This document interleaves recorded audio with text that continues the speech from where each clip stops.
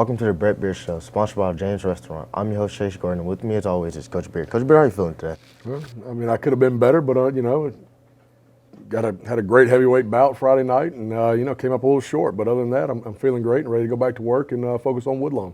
Yes, sir. Our first home game of the season happened to be a pretty big rivalry game. How do you feel like the environment in the stadium impacted the players and how we played? I mean, I thought it was an awesome environment. It's like I told you guys on Saturday. I hope you took a second to look around. Because we did have a great crowd. People came out to support y'all in the way we play and the way we've been playing. And when the defending state champion comes to town, you're going to have a big, a big crowd, a lot of energy. I thought we gave them what they came to see. In a big time game. You just wish that we had finished it and won the football game, but. It was a big time. It was a big time battle, big time energy, playoff atmosphere, and only week 2. So there's a lot of football to be played. There's a lot to learn from this game, and we got to continue to grow and get back to serious and get back to getting it done, and take the good and the bad from this and grow from it. And a lot of football to be played, and you don't have to go 15-0 to win a state championship. So we got to get back to our winning ways, and it says a lot about a team and how they get up after they lose. I want to see how we respond to this. We got knocked down, so I want to see how you get up. I want to see how you go back to work. And the response to what we dealt with Friday night, I'm actually intrigued and excited to see with this group. Yes, sir. Let's get into some of the live action highlights. Jackets take the field in all black for the first time in Denham Springs history. You can see the stadium is not as packed right now. Student section, they're booing Central. First play of the game, the quarterback hands off to Hayden Ray. He runs it up the middle. He's brought down by the Central defense. And it looked like he fumbles. He does fumble, and it is recovered by the Wildcats. Central's ball hands it to running back. He runs it up the middle, and he scores the first Central touchdown. Scores now 6-0. Coach, how do you feel about this play right here? What do you think could have been executed better? Well, the big thing was getting off to a hot start. And, we had the turnover and gave them some quick life. And, they did their job by finishing that drive and throwing the first blow. So, it is what it is. It's still early and got a lot of football to be played. And, we just got to see how we respond to this, and I thought we did. Figure out the kick, and this kick is no good. Score is still 6-0. Number 1, John Goldman back in the pocket to pass. He passes the ball. Ball's in the air still. And complete pass to number 5, Brenton Paul. Big explosive play right here. He rolls out the pocket, looking for some throws. He throws it into the end zone to number 6, Brandon Sears. Coach, we talked about these juniors last week. Once again, here's another junior stepping up in a big-time moment in the game. How do you feel about these juniors in a big rivalry game like this? Well, I think we all know, dealing with Trey on a daily basis, the kid is a special player and has a chance to be even bigger than what he's already playing. He's still young and ripe in his growth. And to have him make these kind of catches, he's got to catch, you expect him to make every catch, which he had a couple of big drops, but you look at this big time play right here, the kid has it in him to be special, and that's what I'm excited to watch as 6 continues to grow and navigate his first full year as a starter. Okay. Goldman decides that he's going to keep the ball. He runs it in for another touchdown. A big electric play right here, another touchdown, another point for the Jack to make the score 14-6. Coach, how do you feel about this? Another touchdown. You see the student section, they're happy. The stadium's rocking. Yeah, quarterback run game against a defense like this is so critical. And early on, we used them almost so much because we kind of struggled late in the game. But again, we had to bounce back right there. We had the turnover, they scored first, and then we came back with 2 scores right here to take the lead. So really happy with the way we responded to this adversity. Yes. John Bravo up the kick. He kicks it deep in the backfield. He gets to returning. He finds open room. He's running up the side. You can see Johnny Bravo and LJ and Q, they're trying to catch up to him. They just couldn't. He scored a Wildcat touchdown. What do you feel about special teams in this moment? Do I need to be honest? Well, for the naked eye, let's just go here.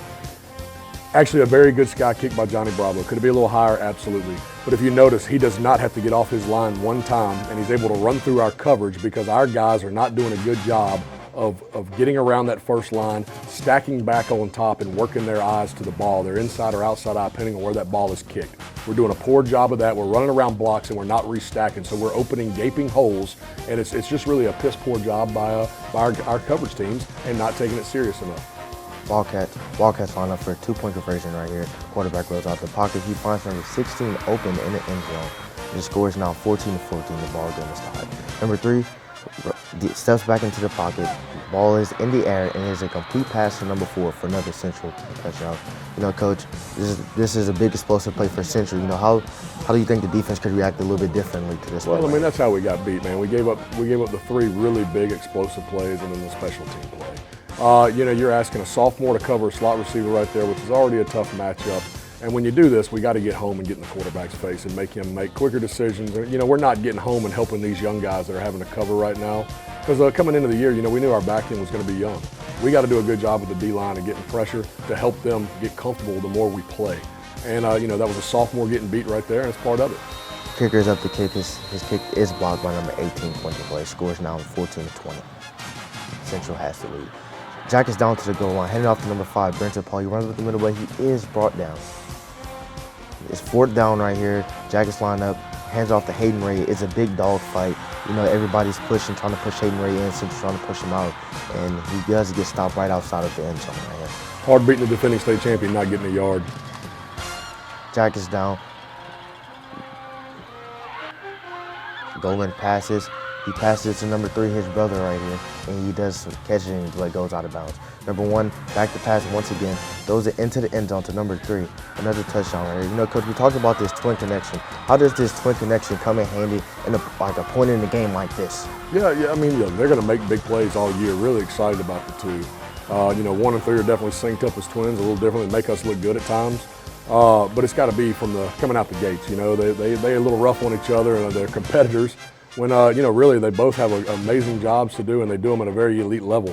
And, you know, you got to continue to do it and do it full time, you know. And, you know, 3 is going to open up a lot of other people too. And we got to be able to look at everybody and spread the ball so we can get 3 back open in big times. And that's what we got to get comfortable figuring out offensively, is making sure we keep all these guys open where we have all the weapons we can absolutely use right there. Jack is going to halftime, 21-20. Jackets are in the lead. Number 1, John Goldman fakes the handoff. He throws it downfield to number 5, Brenton Paul. You can see he blocked 1 tackle. He's outrunning number 1 right here, and he scores a Yellow Jacket touchdown. You know, first play going into the half. You know, what do you think about this play right here, Coach? Well, we talk about fast starts.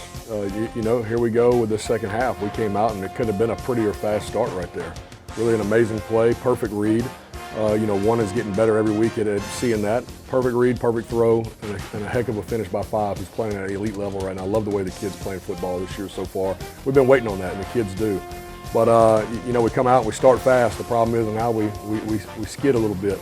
You know, we got to continue to feed off this energy and grow from it and get to a 2-score ball game, because that's how you beat the defending state champions. Get the 2 scores and make them really uncomfortable. Yes, sir.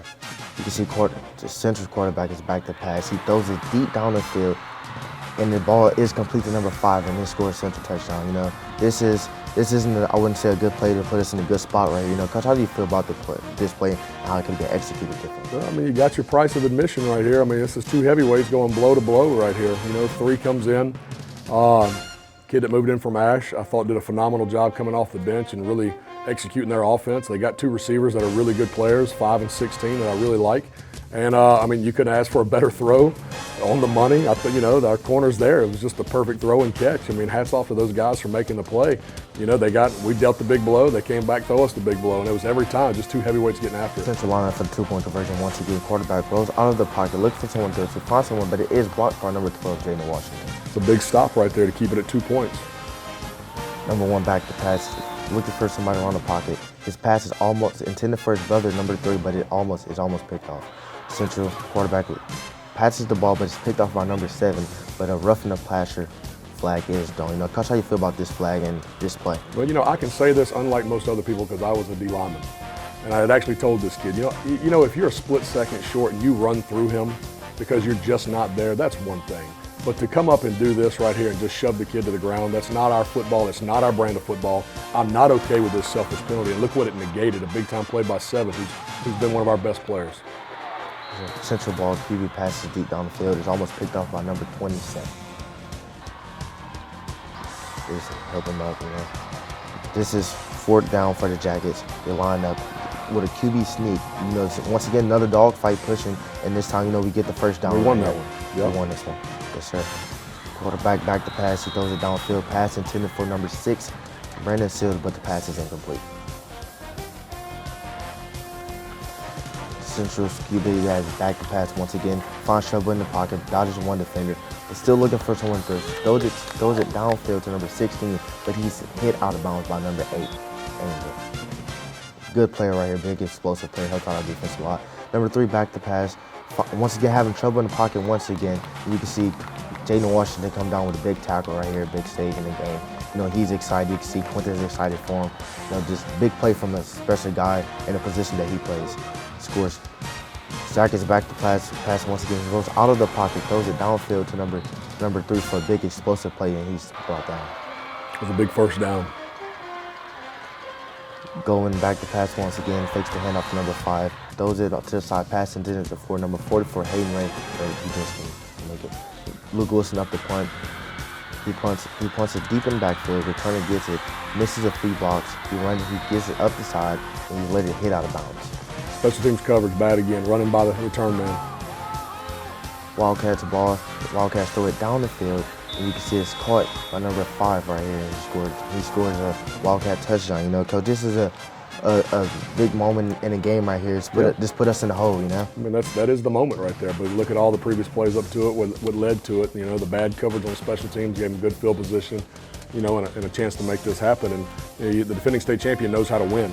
You know, we're learning to be that team. They know how to win. You give them positions to win, and this is what happens. You know, you get a chance to get the 2 scores, you got to get the 2 scores, or you give them life. And you know, they took our life right here, and good for them. I mean, they made the plays when we did not. We had drop balls and missed tackles, and they had to make the play and did. And Wildcats line up for the 2-point conversion right here. Running back gives it to the running back. He runs it up the middle, and then he does score a touchdown right here. He makes the score 28-34. Central is in the lead right here.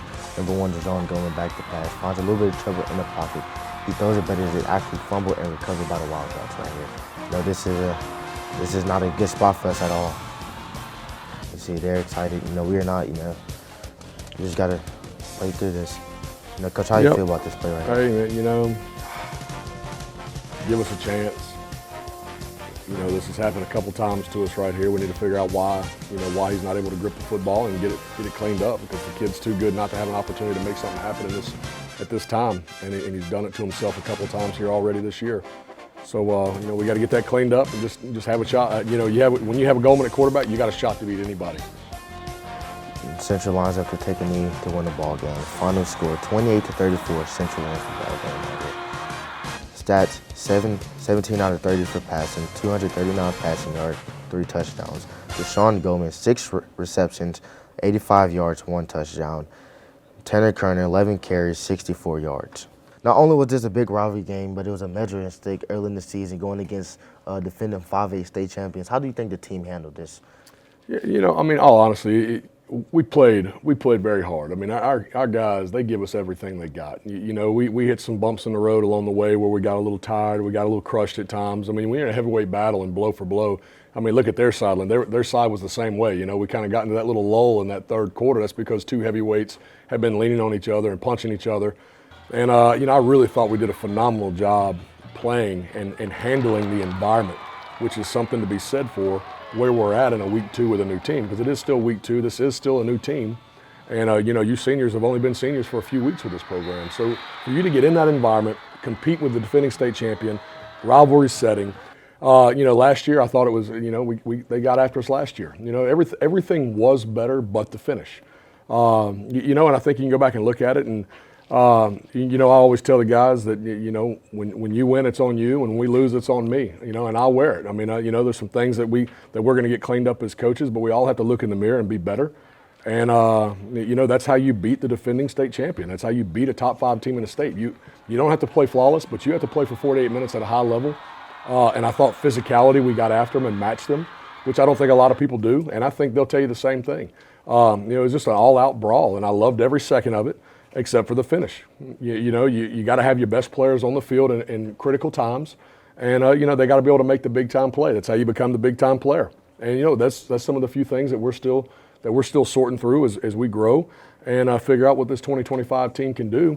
And I'll be honest with you, you know, I don't like losing, but I love learning, and I do love to see you guys with your back against the wall, and I want to see how you get up off the mat right here, because it's going to tell us all what kind of football program we have, and then what kind of team 2025 is going to be by the way we respond to this. Yes, sir.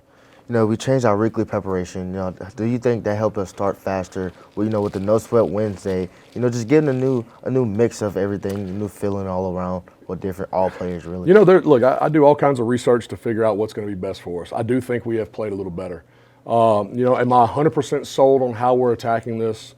I'm close. But the biggest thing for me is, I'm old school. Like I remember how things were done when I played. The biggest thing is how do you feel when you go into a game? I don't get to put the helmet on anymore. It's our job to get you into Friday night as healthy as you can be, as fast and as explosive as you can be, and knowing exactly how to execute the game plan. And if we're getting you to that point, well, we're going to get better at starting fast. We're going to get better at finishing games. We've got to get to that point. And the biggest thing is the communication from me to y'all and y'all to the captains and all of us making sure we're on the same page where do you feel confident going into the game? Do you feel confident in the game plan? And can you execute at elite level for 48 minutes, however long it takes? And that is the biggest thing that we're going to continue to work on because, look, we just went toe-to-toe with somebody we plan on seeing again. Now, we've got to learn from this so that when that time comes, we're ready to go. Coach, as a player, I feel like the No Sweat Winter has actually really helped us, It makes us feel more comfortable going into the game day, knowing what we're prepared to do and already having that big hit. And I tell you what, I really like how the JV bounces back because you play Tuesday night, you have that Wednesday to kind of gather yourself. Dylan Thomas nicked up his ankle early in the week in practice. Well, you have Wednesday to where you just no sweat, where you just, meet and walk through and get everything. He actually felt great come Thursday and was ready to go Friday and like it never even happened. So it gives us it just gives us a kind of a little separation in the week to kind of bring it down and get those things, kind of get your feet back under you. And, we got some JV guys that play varsity, so to have their legs back underneath them, I really do like what I'm seeing right now. I do. We just got to continue to learn how to finish and fight the way we're going to be, that we're capable of, and how we're going to do it, going forward after we get up. Let's find out what kind of team we are getting up off the mat right here. Kyle, how do you think this losing taste right here going into Woodlawn is going to give us the urge to take what we have learned from this loss and put it to Woodlawn and still be able to send this message to the state and let them know who we are? Yeah, again, I cannot stress enough, I'm excited to see how you respond. You don't have to go 15-0 to win a state championship. You can lose a few games, and what I mean by lose, I don't mean just lose, I mean learn from these games. Like you can make mistakes, and as long as you learn from it and you grow from it and you accept the coaching and you accept that when we're wrong, and we clean up where we're making our mistakes and we continue to hone in on what we've got to get going. There's certain position groups that aren't playing very well right now that we've got to continue to get going and get comfortable. If you take all that and you learn from it, well, you have a chance to play still at an elite level. I think we got a really good football team, but it's got to be proven. And that's the big thing this year. Like, you can be as good as you want to be, but if you don't go out on Friday night and execute and play and prove it, are you that good? And that's going to come back on me, which I am perfectly fine with, but it's my job to make sure we are all going in the same direction at a nasty pace, at a nasty level. And I do think that we are going even nastier now because we do have a bad taste in our mouth. And with football, you got to wait a week, which is tough. But, you put that game in the rearview mirror. You remember that it's there. You look in the rearview mirror to remember where you were, and then we continue going forward. And that's where we got to get good at. And, we learned that now. It's week 2. A lot of football to be played. And at the end of the day, I was telling them this morning, I want to win the district championship. You don't win a district. You don't put a number on the wall because you won week 2. You put numbers on the wall for winning district championships, for making runs in playoffs and winning state championships. And, I want this team to be remembered. I love this team. I want this team to be remembered. And I want to learn from this so we can attack every game in the future going forward. But our goal right now is Woodlawn's next. We got to go 1-0. We want to go 1-0. And we want to get better from this. And we want to get our show back on that turf and make it happen. Coach, last year we played Woodlawn at their stadium. It was a rough grass field. We're not used to the grass field. But this year we were playing them at home, Jacket Stadium. Probably gonna have the same environment. Jacket Stadiums always have a big environment. Everybody's hype, student section's hype. How do you think playing them at home is going to change the way we play? Well, it's going to give us our advantage. You're always comfortable being at home. You always have a little bit of advantage right there. We got to start fast and we got to make them uncomfortable as quick as possible. Last year's game was still crazy. I'm still mad at Coach Broussard, the AD that was there that since moved on to Episcopal doing big time things. He told me that field was all right, and it was pure garbage, and we should not have played there, and I think it hurt both of us. Now, we were able to give everybody an exciting game on both sides, but I thought it hurt both of us. I thought those two teams that night were not the teams that people wanted to see, and we couldn't really play our game because it was such bad conditions. I know what Woodlawn's all about. I know how tough Woodlawn is. They're going to come in ready to play, and they're going to play at a high level. And teams like that, if you look at Woodlawn, they're a lot like Hammond. You can't give them life early, and you got to be able to get after it, and you got to make them uncomfortable by putting them in bad spots. And you do that by starting fast, weathering the storm, handling the ups and downs, staying even keel even though they're real up and real down. And we respect everybody, and this is a respectable opponent. That we gotta do our thing. I mean, they made a comeback against Walker last week that was big. So they're tested, they're not scared, and they're going to come in ready to play. Thank you for tuning in to today's episode of the Brett Beard Show. Once again, I'm your host, Chase Gordon, and with me is Coach Beard. Thank you for joining me. Hey man, great job tonight. Thank you. Thank you. You can catch the Jackets this Friday at Jacket Stadium playing against the Woodlawn Panthers. And once again, thank you to James Restaurant for sponsoring today's episode.